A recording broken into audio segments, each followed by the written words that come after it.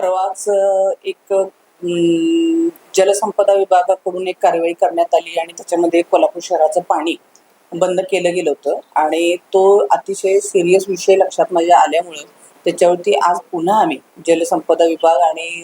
कोल्हापूर महानगरपालिका सर्व पाणी प्रश्नावरील सगळे अधिकारी पदाधिकारी सगळेच मीटिंगला उपस्थित होते आणि खूप चांगली चर्चा, पॉझिटिव्ह चर्चा या ठिकाणी झाली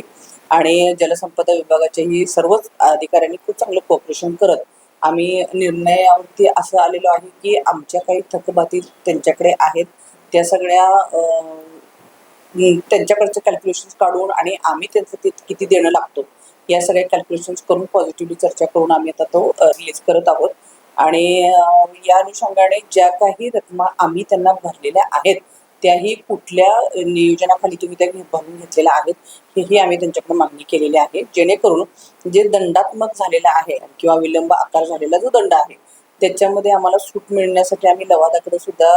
याची नोंद केलेली आहे आणि त्या अनुषंगाने कर आणि दंड याच्यावरती आम्ही थोडंसं हा विषय मागे ठेवला आहे आणि आता जी थकबाकी आहे ती मात्र आम्ही त्यांची व्यवस्थित देण्याचा निर्णय घेतलेला आहे. त्यांच्या म्हणण्याप्रमाणे 165 CR आहे आणि आमच्या म्हणण्याप्रमाणे 80 CR आहे. तो थोडासा विषय आहे तो म्हणूनच आम्ही आता तो लवादाकडे देत आहे आणि त्या अनुषंगाने ते सुटतील प्रश्न. आयुक्त मॅडमचं सुद्धा म्हणणं हेच आहे की कारवाई ह्या पद्धतीने करायला नको पाहिजे होती, आम्हाला थोडंसं विश्वासात घेऊन आम्ही थोडं प्लस मायनस केलं असतं आणि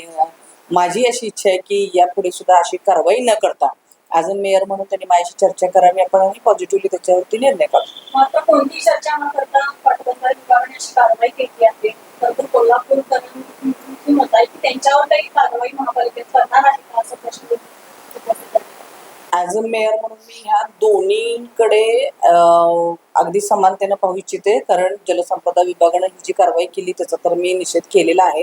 परंतु थोड्याफार गोष्टी कोल्हापूर महानगरपालिकेच्या सुद्धा कमतरतेच्या असल्यामुळे अशा पद्धतीची गोष्ट त्यांना नाईलाजाने करावी लागली आहे. काही हरकत नाही, परंतु यापुढे ह्या गोष्टी होणार नाहीत याकडे मी स्वतः लक्ष देणार आहे.